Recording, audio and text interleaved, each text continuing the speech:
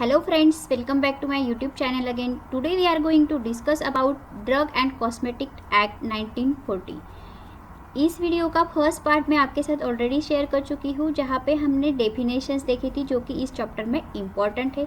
इस वीडियो में अब ऑब्जेक्टिव क्या है, मतलब क्यों 1940 एक्ट इम्प्लीमेंट किया गया, उसका एडमिनिस्ट्रेशन क्या है, जो कि इम्पॉर्टेंट नोट्स है डीटीएपी और डीसीसी और सीडीएल लैबोरेटरी, वो हम डिस्कस करने वाले हैं। चलिए तो फिर स्टार्ट करते हैं आज की वीडियो।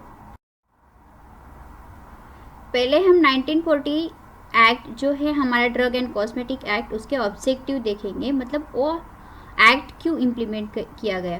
क्योंकि जो ड्रग्स है उनका इंपोर्ट होता है, मैन्युफैक्चरिंग होता है, डिस्ट्रीब्यूशन एंड जो सेल्स होता है वो लाइसेंसिंग द्वारा होना चाहिए। To regulate the import, manufacture, distribution and sales of the drug through licensing, मतलब सिर्फ जिनके पास लाइसेंस है वही लोग मैन्युफैक्चरिंग या डिस्ट्रीब्यूशन कर सकते हैं।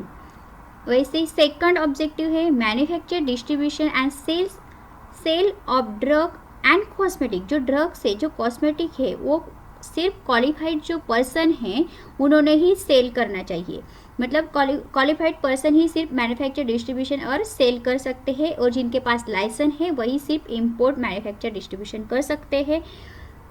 थर्ड ऑब्जेक्टिव है टू इस्टेब्लिश ड्रग कंसल्टिव कमिटीज। ये कमिटी क्या है, डीसीसी कमिटी क्या है जो कंसल्टिव करती है, ये हम डिस्कस करने वाले हैं। बट ये this is a main object of the 1940 act, drug and cosmetic act.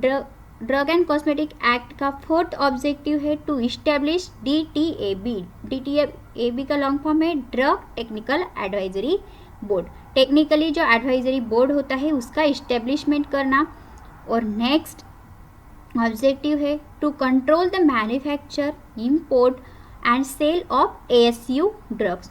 जो जैसे ही होम्योपैथिक ड्रग्स होते हैं वैसे ही आयुर्वेदिक एएसयू यानी आयुर्वेदिक सिद्धा यूनानी, आयुर्वेदिक सिद्धा यूनानी जो ड्रग्स है उनका भी मैन्युफैक्चर इंपोर्ट करना, कंट्रोल करना चाहिए। मतलब पहले आपको पता है, जिनके पास थोड़ा भी नॉलेज होता है पेट्स के बारे में, वनस्पति के बारे में, वो लोग इंडिया में आयुर्वेदा का बिजनेस करते थे, आयुर्वेदिक मेडिसिन देते थे। बट उसका कंट्रोल करना, मतलब कौन उसको मैन्युफैक्चर कर सकता है, इंपोर्ट कर सकता है, उसको कंट्रोल करने का मेन ऑब्जेक्टिव है 1940 ड्रग एंड कॉस्मेटिक्स एक्ट का। वैसे ही उनका सिक्योर करना, मेंटेन करना uniformity all over the country, मतलब पूरी कंट्री में एक ही फार्मूला से आयुर्वेदिक सिद्धा यूनानी ड्रग्स फॉर्मुलेशन होना चाहिए। क्योंकि जो डिफरेंट जो लोग हैं उनको वैसे ही नॉलेज होता था, वो वैसे उनके हिसाब से फार्मूला बनाकर से दे देते थे पेशेंट को, बस उसको, बट उसकी यूनिफॉर्मिटी मेंटेन होना चाहिए। और सिक्योरिटी के लिए ड्रग एंड कॉस्मेटिक एक्ट बनाया गया है। So these are the 6 important objectives of drug and cosmetic act. पहले तो आपको फर्स्ट पॉइंट ध्यान में रखना है कि थ्रू लाइसेंसिंग सब होना चाहिए। Through licensing manufacture, import and distribution होना चाहिए। जो क्वालिफाइड पर्सन है वही मैन्युफैक्चर, डिस्ट्रीब्यूशन एंड सेल कर सकता है। थर्ड है establishment of DCC, drug consultative committee. Fourth है establishment of to establish drug technical advisory board. और बाद में ये 2 पॉइंट्स थे वो आयुर्वेदिक मेडिसिन से रिलेटेड, कि उनको कंट्रोल करना और उनकी यूनिफॉर्मिटी सिक्योर करने के लिए। So these are the 6 important objective of drug and cosmetic act. अब ड्रग एंड कॉस्मेटिक एक्ट जो है उसका एडमिनिस्ट्रेशन कैसा है, मतलब उस पर कौन कौन सी बॉडीज है। तो 3 मेन बॉडीज़ है। एडवाइजरी बॉडी ऐसे हम कंसीडर करेंगे, आपको ध्यान रखने के लिए मैं आपको बोल रही हूँ कि एडमिनिस्ट्रेशन और constitution of 1940 drug and cosmetic act, ऐसे आपको क्वेश्चन पूछा गया, मतलब वहाँ पे आपको कमिटीज़ लिखनी है, बॉडीज़ लिखनी है कि कौन सी इसमें बॉडीज़ है। तो आपको पहले ध्यान में रखना है एडवाइजरी बॉडी। ऐसे कंसिडर करो कि ये बॉडी जो है, ये जो कमिटी है, ये सिर्फ एडवाइस देती है। तो उसमें 2 कमिटीज़ होती है, उसमें 2 पार्ट्स होते हैं, drug technical advisory board and drug consultative committee, DCC and DTAB. ये डीसीसी और डीटीएबी क्या करते हैं, सिर्फ एडवाइस देते हैं, इसलिए उनको एडवाइजरी बोला है। इससे एनालिटिकल मतलब टेस्टिंग, टेस्टिंग रिलेटेड लैब में हम क्या करते हैं, टेस्टिंग करते हैं। टेस्ट लैब क्या है, एनालिटिकल है। एनालिटिकल टेस्टिंग मतलब जो ऐसे जो लैब्स है वो एनालिटिकल में आएगी। Central drug laboratory, CDL drug control laboratory, DCL, CDL and DCL, ये दो आपको ध्यान में रखनी है, CDL एंड DCL। और थर्ड है गवर्नमेंट एनालिसिस। एनालिसिस मतलब एनालिटिकल में आएगा। ओके, सो एडवाइजरी में दो बॉडीज है जो एडवाइज करती है, DTAB एंड DCC। एनालिटिकल में 3 है, CDL and DCL and third one is government analysis. Okay, third जो पार्ट है वो है एग्जीक्यूटिव। एग्जीक्यूटिव वर्ड को कैसे लगता है, सिंगल। तो मतलब एग्जीक्यूटिव में क्या आता है, ड्रग इंस्पेक्टर है, जो इंस्पेक्टर्स होते हैं ड्रग इंस्पेक्टर वो आते हैं। Drug inspector, licensing authority and controlling authority. Licence देने के लिए जो अथॉरिटीज़ होती है, ड्रग कंट्रोल करने के लिए जो अथॉरिटीज़ होती है वो एग्जीक्यूटिव में आती है। तो ये हम 1 बाय 1 अभी डिस्कस करेंगे। फर्स्ट हम इस वीडियो में पूरा ब्रीफली डिस्कस करेंगे DTAB और DCC के बारे में, जो कि आते हैं हमारे एडवाइजरी बॉडीज में। तो फर्स्ट हम constitution of DTAB, drug technical advisory board.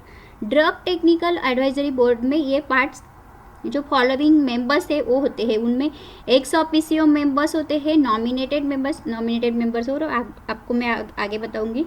यहाँ पे हम डिस्कस करेंगे पहले ex officio members. Ex officio members जो होते हैं उनमें 8 मेंबर्स होते हैं। ये है DTAB का constitution. DTAB is also very very important part exam point of view. वह आपको DTAB पे भी सिर्फ नोट पूछा जा सकता है, व्हाट इज DTAB और explain the constitution of DTAB। तो आपको या वहाँ पे एक्सप्लेन करना है।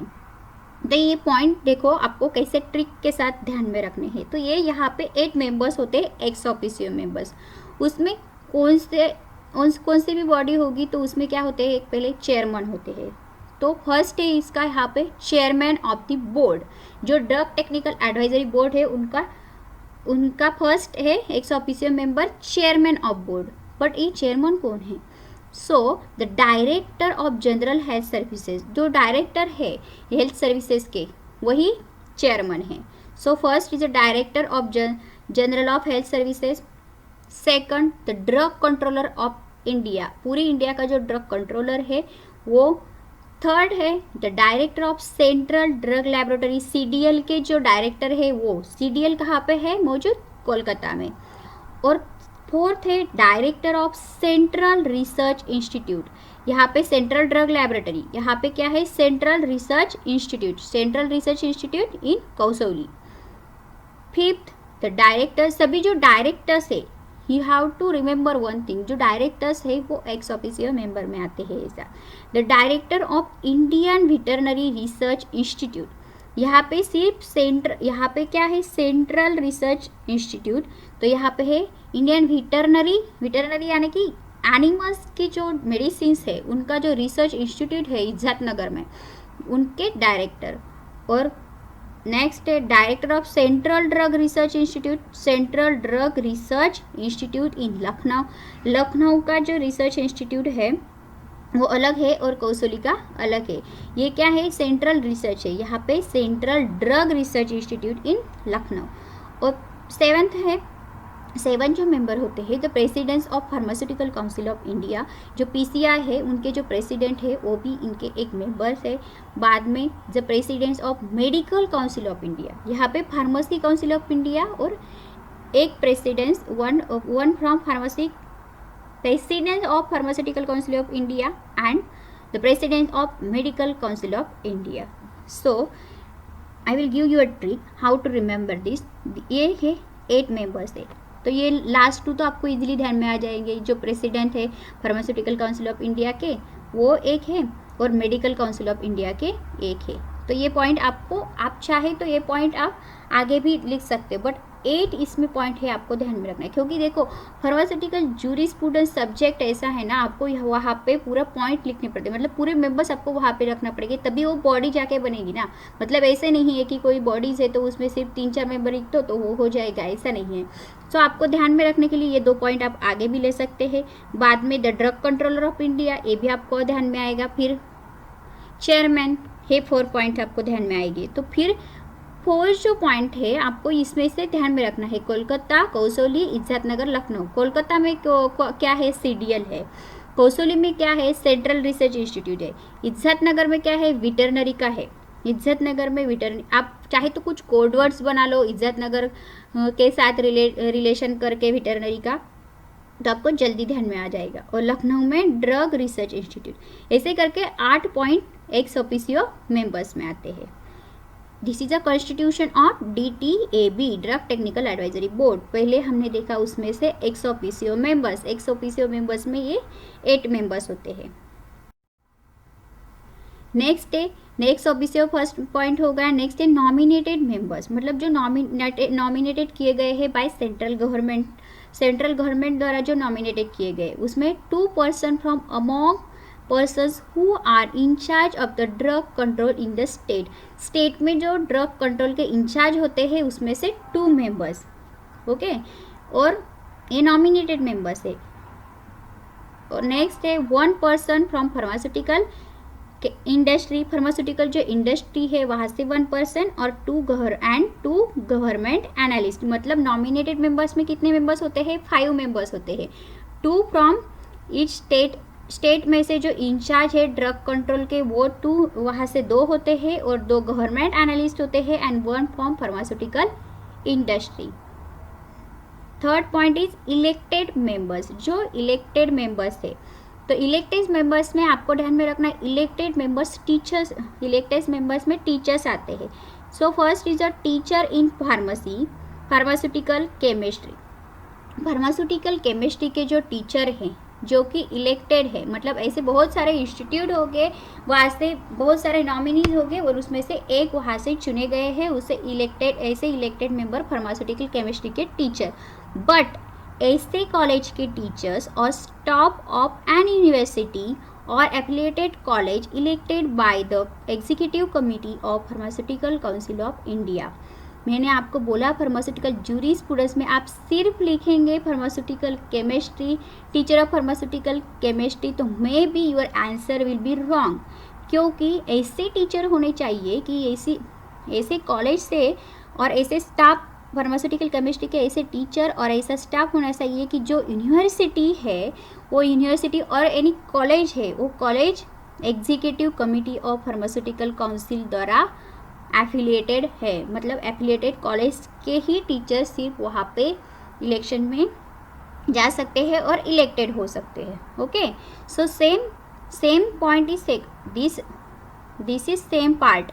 ओके, आपको ये आप ध्यान में रखेंगे। नेक्स्ट पार्ट तो आपको सेम ही सेकंड पॉइंट में रखना है, बट यहाँ पे फार्मास्यूटिकल केमिस्ट्री के टीचर थे, तो यहाँ पे टीचर इन मेडिसिन और थेरापेटिक और स्टाफ ऑफ यूनिवर्सिटी और affiliated college elected by the, कहाँ से कौन इलेक्टेड करना चाहिए, मतलब ऐसी एफिलिएटेड कॉलेज होनी चाहिए जो कि committee of medical council of India ने रिकॉग्नाइज किया गया है। Medical council of India, this is a pharmaceutical council and this is a medical council of India. Okay, so ये यहाँ पे फार्मास्यूटिकल केमिस्ट्री के टीचर्स जो PCI द्वारा एफिलिएटेड कॉलेज से है, यहाँ पे मेडिसिन और थेरापेटिक के टीचर जो कि एफिलिएटेड है executive committee of medical council of India. आपको ये थोड़ा सा ध्यान में रखना पड़ेगा, but I am giving a short tricks what you have to remember. Okay, 1 pharmacologist, pharmacologist कैसे है, कहाँ से है, elected by the governing body of Indian council of medical research, and 1 person from the central council of Indian medical association, जो central council है Indian medical association का, वहाँ से 1 person, and 1 person elected by the central of Indian pharmaceutical association. Okay, so elected members में कितने members होते हैं, 1 pharmaceutical chemistry के टीचर्स होते हैं, 1 थेरापेटिक और मेडिसिन के, 1 फार्माकोलॉजिस्ट होते हैं 3, and 1 person from central council of Indian medical association, medical association यानी यहाँ पे से फार्मास्यूटिकल एसोसिएशन, मतलब इसमें 5 होते हैं, 5 members from elected, 5 members nominated and ex officio 8 members, ऐसे टोटल मिलके 18 मेंबर्स होते हैं DTAB में। Okay, so this is about the drug technical advisory board, this is first part. Advisory body में से ये पहला पार्ट था। अब सेकंड हमारा पार्ट है सेकंड पार्ट है DCC, ड्रग्स कंसल्टेटिव कमेटी। जो ड्रग कंसल्टेटिव कमेटी होती है ना, वो सेंट्रल गवर्नमेंट की होती है। This advisory committee is constitute bye central government, जो कि ऑल ओवर कंट्री में मेडिसिन का डिस्ट्रीब्यूशन जो है, मैन्युफैक्चरिंग जो है, यूनिफॉर्म होना चाहिए, सभी जगह लॉ सेम होने चाहिए, इसीलिए ये कमेटी अपॉइंट की गई होती है। तो ये कमेटी किसे एडवाइस देती है? तो ये कमेटी DTAB को भी एडवाइस देती है, सेंट्रल और जो स्टेट गवर्नमेंट्स है उनको भी ये कमेटी एडवाइस देती है। तो उसका कॉन्स्टिट्यूशन क्या है? उनमें सिर्फ मेंबर्स कम होते हैं, जैसे 2 रिप्रेजेंटेटिव फ्रॉम सेंट्रल गवर्नमेंट के 2 मेंबर्स होते हैं जो कि नॉमिनेटेड किए गए होते हैं सेंट्रल गवर्नमेंट द्वारा, और 1 रिप्रेजेंटेटिव फ्रॉम ईच स्टेट, क्योंकि अलग अलग स्टेट का अलग अलग कुछ प्रॉब्लम्स है, उसके रिलेटेड वो जानकारी लेने के लिए अलग अलग स्टेट से 1 रिप्रेजेंटेटिव होता है। मतलब जितने भी हमारे कंट्रीज में स्टेट है वहाँ से 1 representative and 2 from central government, इतना है उसका कॉन्स्टिट्यूशन है। पार्ट 2 ही है, बट मेंबर्स उसमें एक्चुअल ज़्यादा है क्योंकि स्टेट्स ज़्यादा है। ओके, सो वैसे ही जो आयुर्वेदिक, सिद्धा, यूनानी ड्रग्स है उसकी कंसल्टेटिव कमेटी जो है वो सेपरेट होती है, मतलब वो अलग है। Okay, so in this video we have discussed about the advisory board, that is a administration of drug and cosmetic act 1940। I hope ये वीडियो आपको पसंद आई है। नेक्स्ट वीडियो में हम इंस्पेक्टर क्या है, उनके रोल्स क्या है, ड्रग एनालिसिस क्या है, और CDL लैबोरेटरी जो है, जो हमारा रिमेनिंग पार्ट है वो डिस्कस करेंगे। तब तक के लिए बाय बाय। यदि आपको मेरा वीडियो पसंद आया है तो प्लीज़ लाइक कीजिए, मेरा चैनल सब्सक्राइब कीजिए, आपके फ्रेंड के साथ शेयर कीजिए। Thanks for watching my video.